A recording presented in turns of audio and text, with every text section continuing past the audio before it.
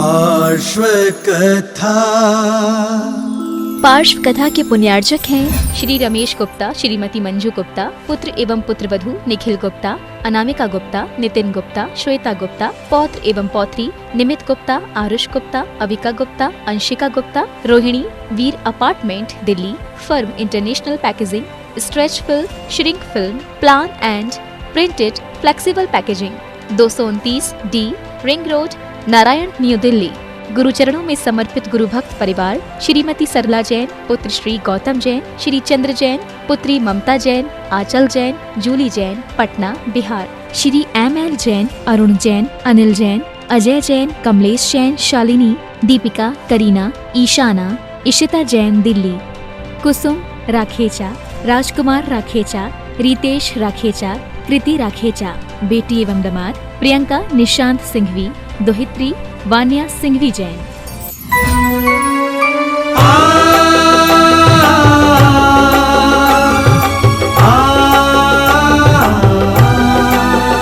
श्री पार्श्वनाथ की कथा लौकिक सुनेंगे हम सब प्राणी, और हम योग प्रणेता के श्री मुख से खिरेगी वाणी, और हम योग प्रणेता के श्री मुख से खिरेगी वाणी।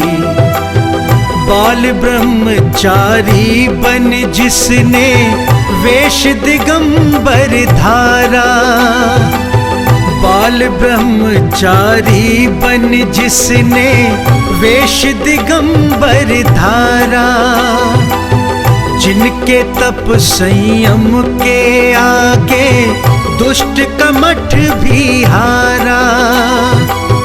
ऐसी अद्भुत दिव्य कथा सुन अचरज में सब ज्ञानी, जिन वाणी चैनल पर फिर से सुनेंगे पार्श्व कहानी, और हम योग प्रणेता के श्री मुख से खिरेगी वाणी। श्री पार्श्वनाथ की कथा लौकिक सुनेंगे हम सब प्राणी, और हम योग प्रणेता के श्री मुख से खिरेगी वाणी, श्री मुख से खिरेगी वाणी। आओ श्रवण करें पार्श्व कथा। और यह लोक 14 राजू ऊंचा होता है। जब हम इसका घनफल निकालते हैं मैथमेटिक्स के माध्यम से, इसकी जो डिजाइन का कैलकुलेशन करते हैं, तो 343 घन राजू प्रमाण इसका पूरा घन लोक का घनफल आता है। 14 राजू ऊंचा ये लंबा ऊंचा होता है, और ये तीनों लोकों की ऊंचाई 14 राजू मानी जाती है। चारों ओर ये बड़े बड़े बात वलयों से वेष्टित होता है, और यह स्वतः सिद्ध है, माने इसे किसी ने बनाया नहीं, कोई इसे मिटा नहीं सकता है। इस लोक के अंदर 6 द्रव्यों का हमेशा परिणमन चलता है।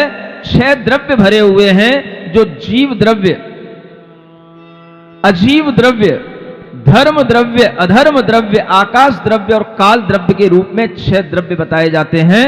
इन 6 द्रव्यों से यह लोक भरा हुआ है। जैसे किसी घड़े में घी भर दिया जाता है, उसी तरह से ये लोक में ये 6 द्रव्य भरे हुए हैं, ठसाठस भरे हुए हैं। ना यहां पर कोई नया जीव जन्म ले सकता है, और ना किसी जीव का अस्तित्व यहां से मिट सकता है। जितने जीव हैं वो जीव रहेंगे, जितने अजीव पौद्गलिक पदार्थ हैं वो अजीव पदार्थ अजीव रहेंगे। जो पदार्थ जिस रूप में है वो हमेशा उसी रूप में रहेगा, उसका अस्तित्व हम कभी मिट नहीं सकते हैं। और यही हमसे आज साइंस भी कहता है, जिससे साइंस एनर्जी के रूप में हमें बताता है। Energy can not be created not destroyed, but it change it's form from one two another. Energy कभी मिटती नहीं है, इसी तरीके से जीव आदि कोई भी पदार्थ है वो कभी मिटते नहीं है, वो केवल अपनी फॉर्म चेंज करते हैं फ्रॉम वन टू अनदर। और यही साइंस हमारे लिए आज सिखाया जाता है, लेकिन ये साइंस हमारे लिए भी उतना ऑथेंटिक नहीं है जितना ऑथेंटिक ये जैन साइंस है, क्योंकि वो साइंस में एनर्जी का कोई डिवाइडेशन नहीं है। कौन सी एनर्जी लिविंग बीइंग्स की है, कौन सी एनर्जी नॉन लिविंग बीइंग्स की है, ये कुछ नहीं है, लेकिन एक एनर्जी का कॉन्सेप्ट है, और वह एनर्जी का कॉन्सेप्ट थोड़ा सा इस जैन साइंस को बिलोंग करता है, इसके अकॉर्डिंग पढ़ता है। इसलिए हम कह सकते हैं कि साइंस बहुत कुछ हमारे जैन धर्म के निकट है, नजदीक है, लेकिन हमें फिर भी जो अन्य धर्मों में बताया जाता है वही हमारी क्लासरूम की बुक्स में होता है। इसलिए साइंस कम है, दूसरे धर्मों की बातें ज्यादा हैं क्लासरूम की बुक्स में, ये ध्यान रखना आप। साइंस में आइंस्टाइन जैसे वैज्ञानिक हुए, स्टीफन हॉकिंग एक वैज्ञानिक हुआ जो अभी वर्तमान में कुछ 2-4 साल पहले उसकी मृत्यु हुई है। ऐसे वैज्ञानिकों ने यह बात सिद्ध की है कि इस लोक को बनाने वाला कोई ब्रह्मा नहीं है, और यह लोक किसी एक व्यक्ति की रचना नहीं है, यह लोक ईश्वर ने नहीं बनाया है, यह इन वैज्ञानिकों ने लिखा है, आप पढ़ के देखना। लेकिन हमें वही सिखाया जाता है जो दूसरे धर्मों की किताबों में लिखा है। और जैन धर्म की बात अगर आती है तो वो सिर्फ इसलिए नकार दी जाती है, ये तो तुम्हारे जैन धर्म की बात है। तो भाई तुम्हारा धर्म तुम्हारा हो गया तो हमारा धर्म हमारा नहीं हुआ। अगर हमें यह सिखाया जाता है कि ब्रह्मा ने यह जगत बनाया है तो यह भी किसी धर्म की संप्रदाय की बात है, यह कोई साइंस की बात नहीं है। साइंस ने कभी स्वीकार नहीं किया है कि ब्रह्मा ने ये जगत बनाया, ब्रह्मा ने सृष्टि रची है। आप इस बात को समझने की कोशिश करें कि अगर आपके सामने कोई भी ब्रह्मा होगा, कोई भी ईश्वर होगा, तो क्या उस ईश्वर के अंदर अपने आप ये क्षमताएं कैसे आ जाएंगी जो ईश्वर अपने आप सबका लेखा जोखा रख लेगा और सब सृष्टि को बना लेगा, जीव को अलग बना लेगा, अजीव को अलग बना लेगा, और उस ईश्वर को बनाने वाला कौन सा ईश्वर आ जाएगा? उस ईश्वर को बनाने वाला कौन होगा? वो जब आया तो ईश्वर के आने से पहले क्या था? यहां कुछ नहीं था। पहले ईश्वर का अवतार हुआ, फिर बाद में सृष्टि का अवतार हुआ। ये कैसी बात है? सोचो, दिमाग से सोचो। अगर आपके लिए यह बात समझ में आ जाए कि यह अनादि काल से चली आने वाली स्वतः सिद्ध चीजें हैं, ना हमारे जीव को कोई बना सकता, ना हमारे शरीर को कोई बना सकता, हम खुद अपने कर्मों से बनते हैं और अपने ही कर्मों से बिगड़ते हैं, मिटते हैं, बीच में कोई दूसरी ईश्वर की सत्ता हमारे जीवन में कोई इंटरफेयर नहीं करती। तो समझ लेना कि इस टॉर्च की लाइट आपके अंदर पहुंच गई है। पहुंची कि नहीं पहुंची? पहुंचने दे रहे हो कि नहीं पहुंचने दे रहे हो? यह बात जब आपके दिमाग में आएगी तब आपको आगे की बातें समझ में आएंगी।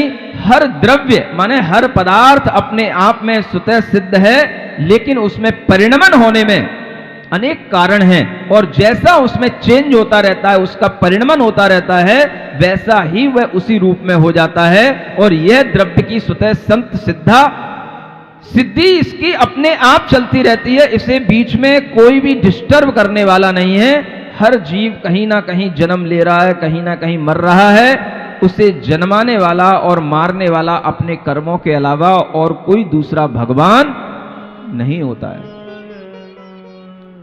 इसी को आगे पढ़ना है। मंगल भवन अमंगल हारी, दरब दृष्टि सो ध्रुव्य स्वरूप, पर जय सो उत्पत क्षय रूप, लहर।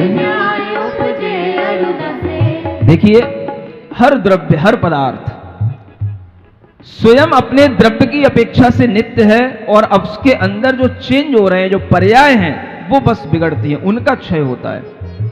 मान लो आप बैठे हैं, आप यहां उत्पन्न हुए, आपका जीवन बचपन से लेकर के इस उम्र तक आया, अनेक तरह की आपने परिणतियां चेंज की, अनेक तरह की पर्याय आपकी निकल गई। इसी को पर्याय बोलते हैं, जो आप पीछे छोड़ आए हो। एल्बम में देखते हो, पहले मैं छोटा था तब कैसा लगता था, विवाह हुआ था तब कैसा लगता था, अब ये शक्ल देखो कैसी हो गई है। समझ आ रहा है? इसलिए लोग फोटो बना करके रखते हैं, पास्ट टाइम के फोटो देखते रहते हैं। वो सब पास्ट टाइम की क्या है? वो पर्याय हैं। पर्याय छूटती जाती हैं, लेकिन आप वही हो जो आप जन्म के समय पर थे, जो आप जन्म से पहले थे और जन्म के बाद थे, वही आप निरंतर आगे बढ़ते चले जा रहे हो। द्रव्य वही है, बदल क्या रहा है? पर्याय बदल रही है। बस यही एक बहुत बड़ा सिद्धांत है जो आपको समझना है। यही यहां पर समझाया जा रहा है कि जैसे समुद्र एक ही रहता है, लेकिन उसमें लहरें नई आती हैं, पुरानी चली जाती हैं, उसी में उत्पन्न होती हैं और लहरें उसी में जन्म लेती रहती हैं, ऐसे ही हमारा आत्मा वही है। मनुष्य में बचपना था, युवा हो गया, वृद्ध हो गया, आगे भी कुछ होगा, लेकिन आत्मा जीव वही रहेगा। उसकी केवल पर्याय परिणतियां चेंज होती चली जाती हैं। अगर इतना समझ में आ जाएगा तो आपको हर द्रव्य और हर पर्याय का ज्ञान होने से समझ लेना कि आपने बहुत बड़ा जैन सिद्धांत का अध्यात्म समझ लिया, आपने जैन दर्शन की मुख्य रीढ़ समझ ली। द्रव्य और पर्याय का ज्ञान, सुन रहे हो? आपके यहां आगरा के जो विद्वान हुए हैं वो हमेशा ये द्रव्य और पर्याय की चर्चा करने वाले रहे हैं। आपको आज ये द्रव्य और पर्याय का ज्ञान इस रूप में हो जाना चाहिए कि आत्मा मेरा द्रव्य है और उसकी अनेक तरह की ये जो पर्याय हैं शरीर के रूप में वो बन रही हैं, बिगड़ रही हैं, लेकिन आत्मा तो हमेशा एक है, शाश्वत है। The soul is always eternal. आत्मा कैसा है? शाश्वत है। जो चेंज हो रहा है वो हमारे शरीर, हमारे भाव, हमारी पर्याय हैं, वो लहरें हैं, लेकिन समुद्र एक ही रहता है, लहरें परिवर्तित होती रहती हैं। और इसी तरह से इस लोक के अंदर जितने भी जीव हैं उन सब में ऐसा ही परिवर्तन चलेगा। जो भी अजीव द्रव्य उनमें भी ऐसा ही परिवर्तन होता रहेगा। मंगल भवन अमंगल हारी, लोक नाड़ी तिस मध्य महान, राजू मित चौड़ी पहु पास, ताके बाहर जंगम जीव, तामे तीनों लोक विशाल, स्वर्ग 16 स्वर्ग पटल 52, अनुदिश और अनुत्तर ये है, ये सब 63 पटल बखान, ऊरद लोक बसे इह भाय, अधो लोक में बहुविध भेय, मध्य लोक पुन तीजो तहां। देखिए यह पूरा का पूरा 3 लोक का आकार जो आपने कहीं देखा होगा, बड़े गांव चले जाना, बाहर से 3 लोक की आकृति बना करके रखी, इतनी बड़ी, समझ आ रहा है? कहीं भी आप मंदिरों के चित्रों में देखेंगे ऐसा जो 3 लोक का आकार रहता है और वह नीचे बेत्रासन की तरह फैला हुआ रहता है, ऊपर जो है वह डमरू की तरह आधा रखा हुआ एक डमरू की तरह वह दिखाई देता है।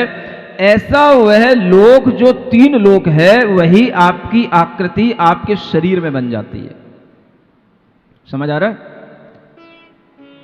नाभि स्थान मध्य का स्थान समझो। जो नाभि के नीचे का स्थान है वह सारा का सारा नरक का स्थान समझो। क्या? पैर जब फैला लोगे ना तो नीचे, एक के नीचे दूसरा, तीसरा, चौथा, उसमें बीच में ऐसे स्लैब डालते चले जाओ, ऐसे 7 नरकों की बड़े बड़े पटल डालते चले जाओ और उनके बीच में बिल हैं जो 84 लाख की संख्या में होते हैं, वो अधोलोक कहलाएगा। सब नीचे क्या है? अधोलोक। सुन रहे हो? नाभि है मध्य में, इसके चारों ओर जहां बेल्ट बांधते हो ये सब पूरा क्या कहलाएगा? ये मध्यलोक कहलाता है, जहां बेल्ट बांधते हो, पट्टा बांधोगे। समझ आ रहा? जिसकी कमर खराब हो जाए पट्टा बांधा जाता है, बढ़िया वाला मोटा, वो चौड़ा, वो क्या हो गया? सब पूरा मध्यलोक। समझ आ रहा है?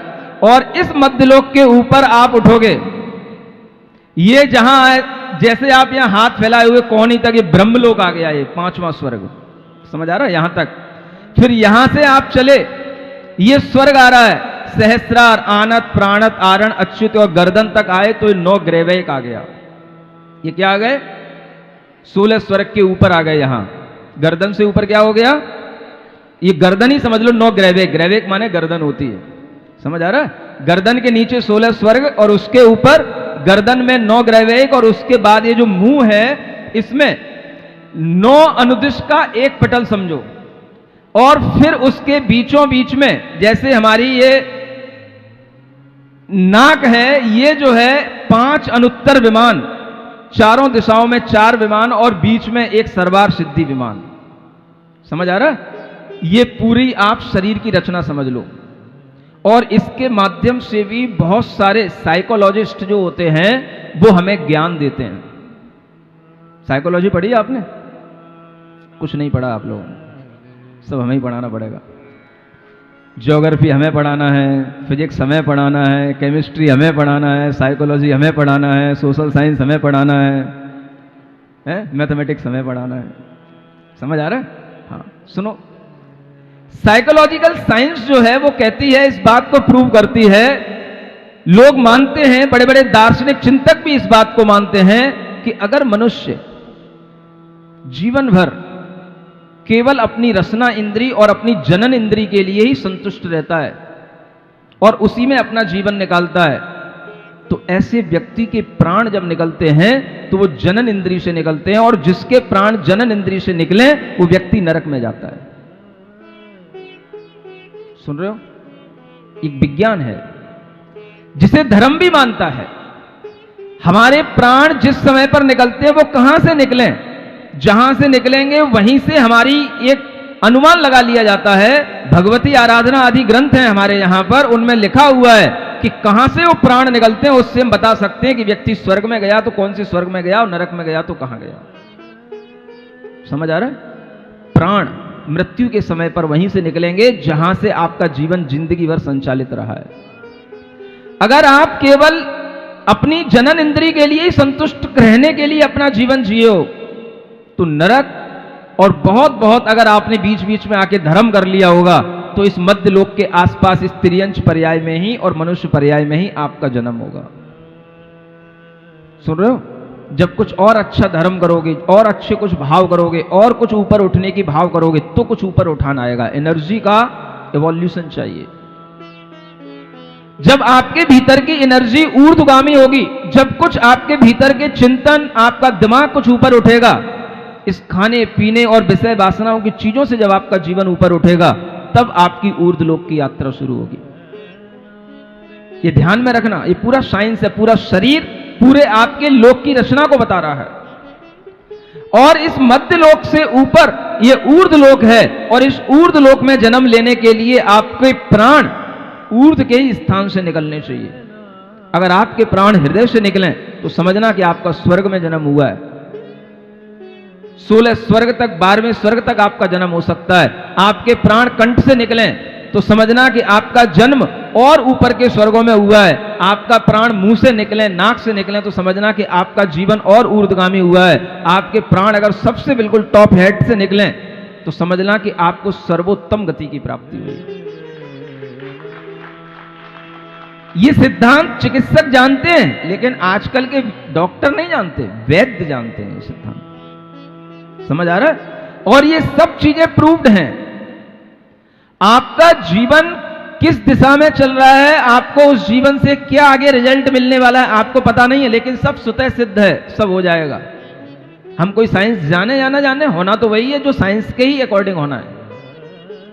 आप कैसा भी जीवन जियो, चाहे धर्म का जीवन जियो, चाहे पाप का जीवन जियो, चाहे विषय वासनाओं से ग्रस्त जीवन जियो, चाहे आध्यात्मिक जीवन जियो, जैसा आप जीवन जियोगे वैसा ही आपके मरण के समय पर आत्मा की दूसरी गति होगी, दूसरा शरीर मिलेगा, वो सब आपके साथ होगा। आप चाहे उस साइंस को जानते हो या ना जानते हो, उससे कोई फर्क नहीं पड़ता है।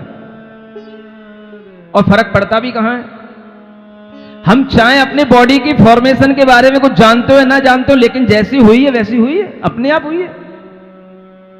कोई हमने हड्डियों में हड्डियां नहीं मिलाई, नसों में नसें नहीं मिलाई, हमने कोई यहां पर फैट कोई लेप नहीं कर रखा है, सब अपने आप ही हुआ है। हम चाहे जाने उसको या ना जाने, जानने का नाम साइंस है, नहीं जानोगे तो भी चल रहा है।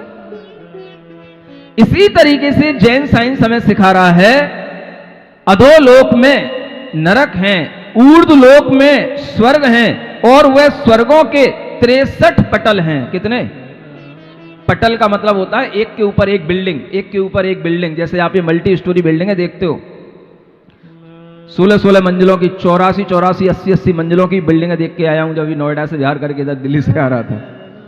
समझ आ रहा है? और सब खाली पड़ी हैं, सबके जो सब बिल्डर थे, सब ने फ्रॉड काम किए, सब जेल में पड़े हैं, बिल्डिंगें खाली पड़ी हैं, बना के रख दिया 84-84 मंजिलों की बिल्डिंगें। समझ आ रहा है? ये 63 पटल एक के ऊपर एक, ऐसे ये विमानों की रचनाओं के माध्यम से वहां पर स्वर्गों में देवों का जीवन चलता है, और वहां पर ये सब जीवन निराबाध चलता है, without any hindrance, any interference. इस तरीके का जीवन वहां पर जब चलता है तो उससे समझ में आता है कि हम अगर एक दूसरे को बाधा पहुंचा सकते हैं तो केवल त्रियंश मनुष्य जीवन में ही बाधा पहुंचा सकते हैं। देवगति में और नरक गति में आप किसी को कुछ नहीं कर सकते हो। वहां सब बिल्कुल निराबाद जीते हैं। और ऐसे इस अधोलोक में सिर्फ इतना कह करके छोड़ दिया कि 7 नरक हैं, इनकी डिटेल जानना हो तो अब आगे जो आने वाला टाइम है 10 लक्षण धर्म के दिनों का, उसमें अगर आओगे तो इसमें डिटेल बताई जाएगी। अभी तो आपको एक कॉमन सिलेबस के रूप में एक सब चीजें छोटी छोटी सी बताई जा रही हैं। समझ आ रहा है? मध्य लोक में क्या क्या है जो हमें केवल मध्य लोक छोटा सा दिखाई देता है, ये 1 लाख योजन की ऊंचाई वाला है। कितना? हाँ, माने अगर हमें जितने भी चांद सितारे सब दिखाई देते हैं ये सब 1 लाख योजन के अंदर हैं, ये सब मध्यलोक कहलाता है, ये ऊर्ध्वलोक नहीं है। इसके ऊपर सुमेरु पर्वत है और सुमेरु पर्वत की हाइट के बाद में ऊर्ध्वलोक शुरू होता है। इतना जानना जो यहां पर आगे बताया जा रहा है। मंगल भवन अमंगल हारी, सुख संपत सब ही घर आवे, दिन में शोभावंत सुहात, जम्बूदीप जगत विख्यात, लक्ष्य महायोजन विस्तार, सूरजमंडल की उन्हार, वज्रकोट जिस ओट अभंग, परिमित योजन 8 उतंग, चारों दिश दरवाजे 4, जिनके नाम लिखो अवतार। किसकी बात चल रही है?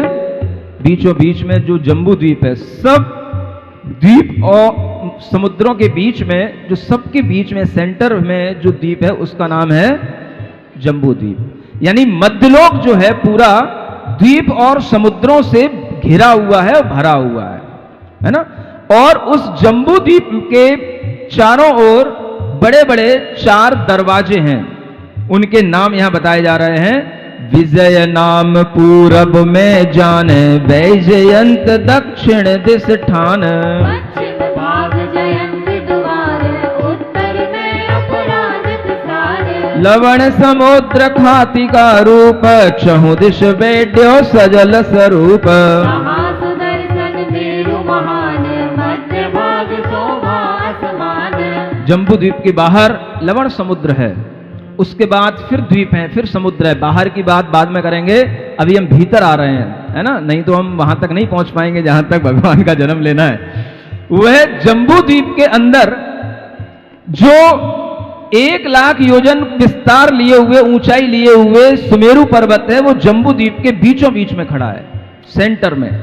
कोई भी आप एक गोला बनाएं, उसका जो सेंटर पॉइंट होगा, उस सेंटर पॉइंट को ही समझें, वो हाइट को लिए हुए 1 लाख योजन की हाइट लिए हुए वो सुमेरु पर्वत है।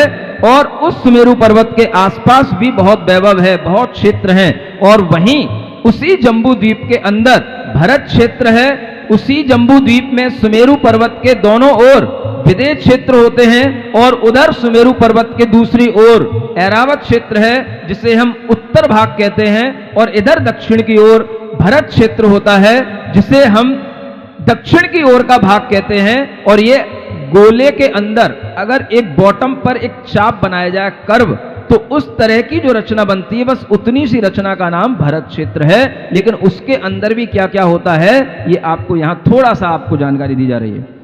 अति उतंग लख सोजन सोय, ऋजु विमान जा ऊपर होय, तन में ऊंचो यहे, दीघ उठाई किनोय करे कौन गिरि मेरी रीश, जिन पति नौन होय मुझ शीश। चारों दिस चारों गजवंत, नील निश्चित सो लगे महंत। छह कुल पर्वत बड़े वियार, पूरब पश्चिम दीर्घ सार। आठ महागिरि दिग्गज नाम, मेरु निकट आठों दिस धाम। कनक वरण 16 वक्षार, महाविदेह विषय छविसार। कंचन गिरि से परवान, सीता सितोदा तट धान। कुरुभूमाहि जमक गिरि चार, नील निषद के निकट निहार। चार नाभिगिरि मिथ्या नाहि, मध्यम जगन भोग भूमाहि। कुरुभू विजयारत पर्वत 34, इतने ही वृषभाचल दीश।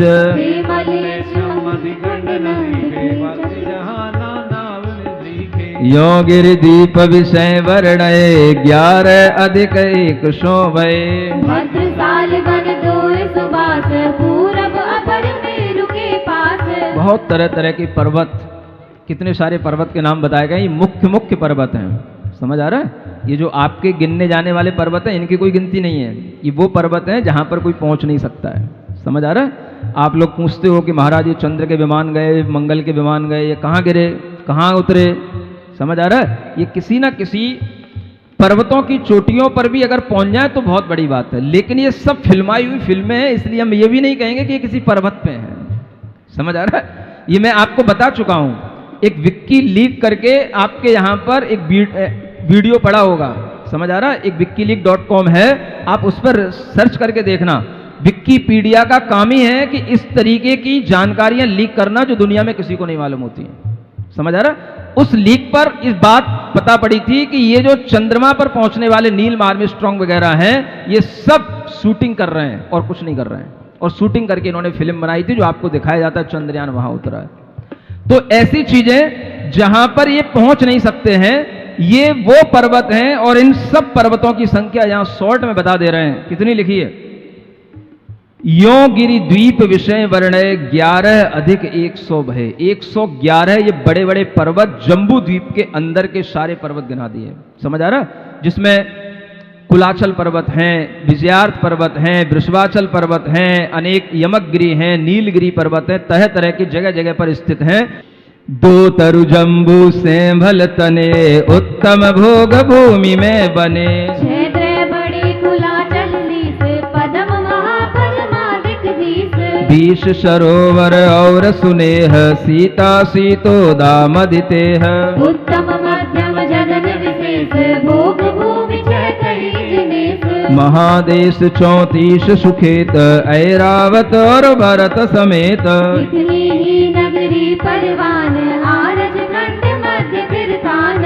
ये 34 भरत और ऐरावत ये क्षेत्र माने जाते हैं, और इतनी ही ये नगरियां मानी जाती हैं। और इन नगरियों में ये बड़े बड़े क्षेत्रों के अंदर ये आर्य खंड और मध्य और मिलेच्छ खंडों की व्यवस्था है।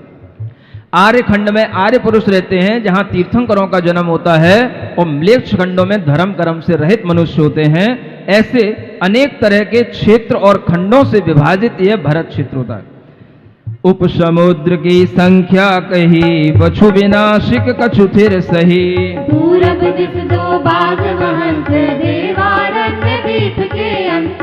ऐसे ही पश्चिम दिश दोय, भूतारण्य नाम तिन होय। गंगादिक सरता 10 4, 64 महाविदेह हजार। 12 विपुल विभंगा जेह, महानदी 90 सब ये है। इतने ही सब कुंड महान, जहाँ तरंगिणी उतरे आन। 17 लाख सबन परिवार, सहस 96 ऊपर धार। यह सब जम्बू दीप समास, आगम में विस्तार प्रकाश। यही कथन अंगन विषय, वर्ण्यों गढ़धर ईश। 3 लाख पद में सही, ऊपर सहिस 25। जम्बूद्वीप का पूरा वर्णन करने के लिए 3,25,000 पदों का शास्त्र चाहिए है, जब आपको जम्बूद्वीप की पूरी रचना समझ में आएगी, समझ आ रहा है। और इस रचना को यहां आपको जो थोड़े में समझाया है, उसमें आपको सिर्फ इतना ही समझना है कि मध्य लोक के बीचों बीच में एक थाली के आकार का जम्बू द्वीप है, उसमें नीचे दक्षिण की ओर एक भरत क्षेत्र है। उस भरत क्षेत्र में हम एक पर्वत की रेखा खींच दें और उसके बीच में 2 लाइनें खींच दें तो हमारे लिए 6 क्षेत्र बन जाएंगे। और इन 6 क्षेत्रों में वह 5 क्षेत्र जो साइड के होंगे वो कहलाएंगे मिलेच्छ खंड, और बीचों बीच का जो है वह कहलाएगा आर्यखंड। उस आर्यखंड में हम जीते हैं और उस आर्यखंड में अनेक देश हैं, उस देशों में एक भारत देश है। समझ आ रहा है? भरत क्षेत्र में भारत देश, और फिर भारत देश में यह आपका प्रदेश, और उस प्रदेश में वह नगरी जहां पर किसका जन्म हुआ है? आपका भी हुआ और तीर्थंकर भगवान का जन्म हुआ, वो भी नगरी इसी उत्तर प्रदेश में ही है, जिसका नाम आपको कल बताया जाएगा। आपको पता हो तो रहने दो। समझ आ रहा है? उस नगरी के लिए भी देखें कि कैसा उस नगरी का एक माहौल होता है, कैसा उस नगरी का वर्णन है।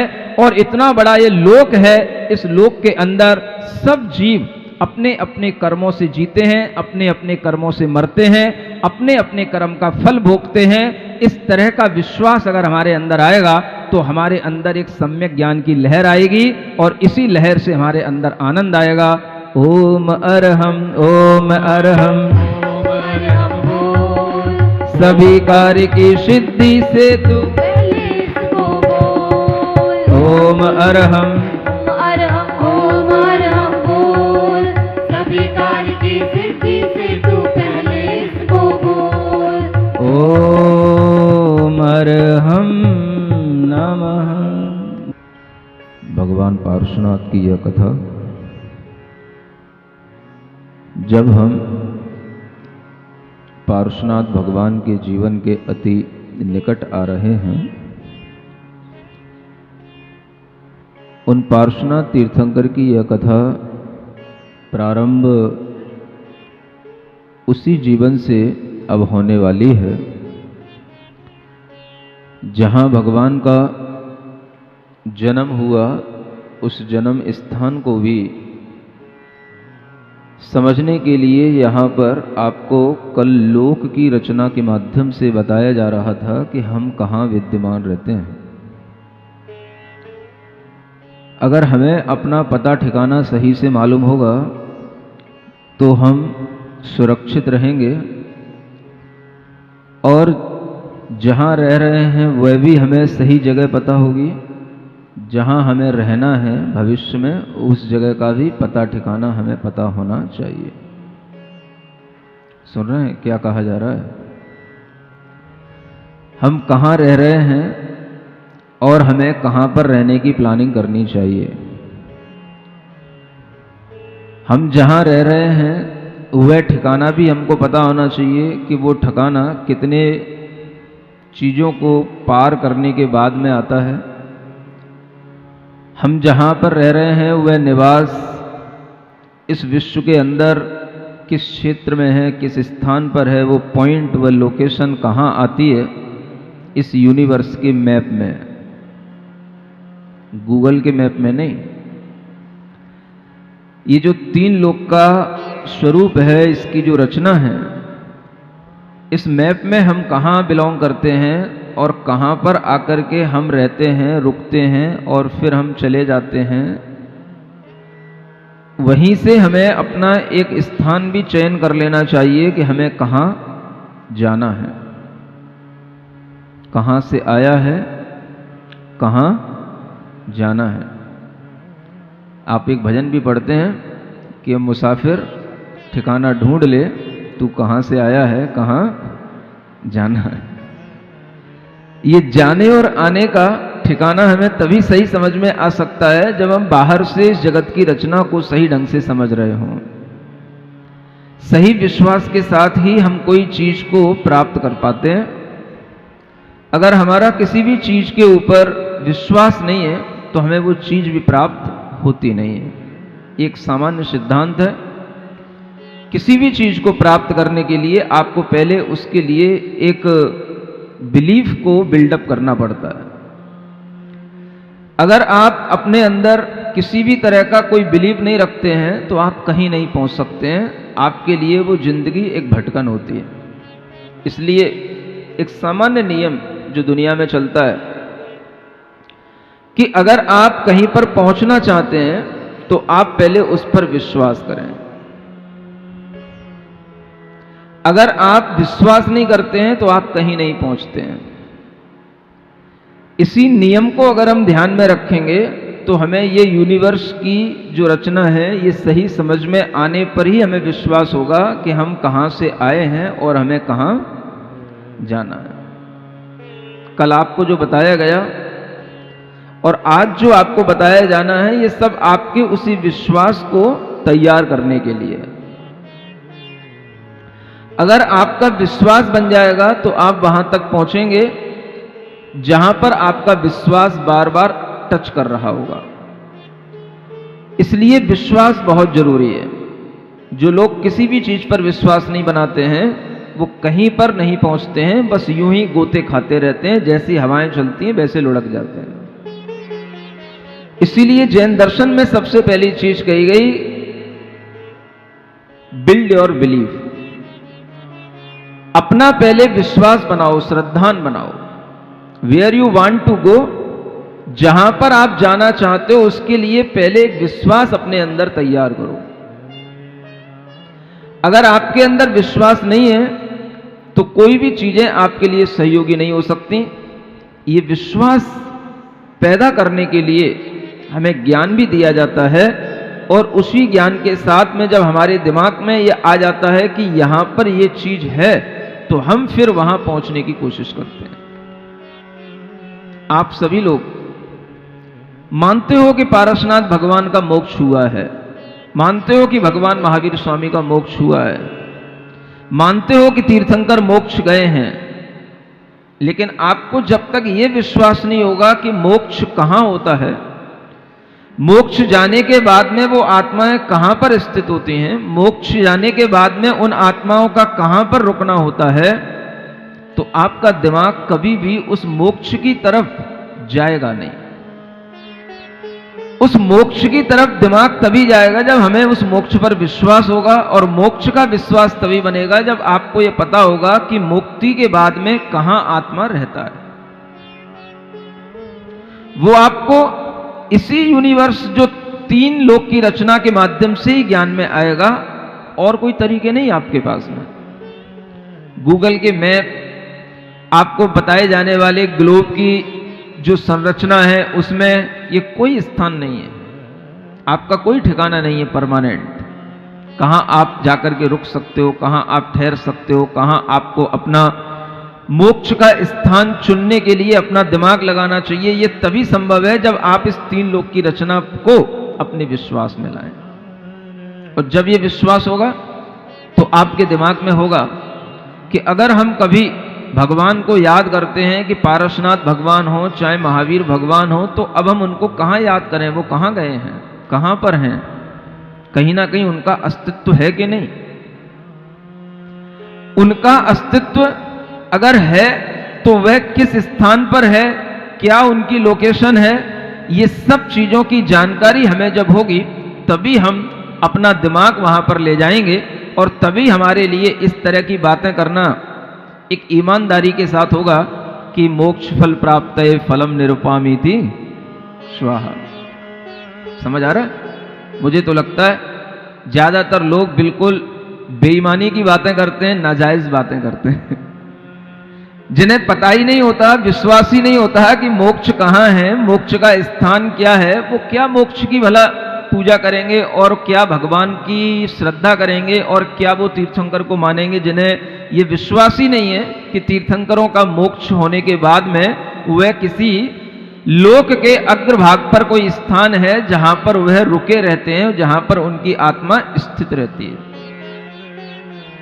लोक मानेंगे तो लोक का अग्रभाग मानने में आएगा। जब आप लोक ही नहीं मान रहे हैं तो लोक का अग्रभाग क्या मानेंगे, और जब आप लोक का अग्रभाग ही नहीं मान रहे हैं तो आप भगवान पारसनाथ को मान करके भी क्या मान रहे हैं। अधूरा ही ज्ञान है, कोई काम का नहीं है। कितने ही ऐसे बच्चे होंगे जो तीर्थंकरों के नाम याद कर लेते हैं, नाम पता होता है, स्थान पता होता है, ये भी पता होता है उनका जन्म कहाँ हुआ, ये भी पता होता है उनका मोक्ष कहाँ से हुआ। लेकिन ये सब पता होने के बावजूद भी विश्वास में नहीं होता है कि मोक्ष का कोई स्थान है जहां से उन्हें मोक्ष मिलने के बाद में वह वहीं पर स्थित रहते हैं। दिमाग में तो फिर वही बात आ जाती है, दुनिया में इस अर्थ के अलावा भी क्या कोई दूसरी अर्थ है, इस प्लानेट के अलावा भी क्या कोई दूसरा प्लानेट पर जीवन है, क्या वहां पर भी कोई दूसरी आत्माएं रहती हैं तो कैसे रहती हैं, उसकी खोज जब तक हमें साइंस नहीं बताए तब तक हमारी समझ में कुछ आता नहीं है।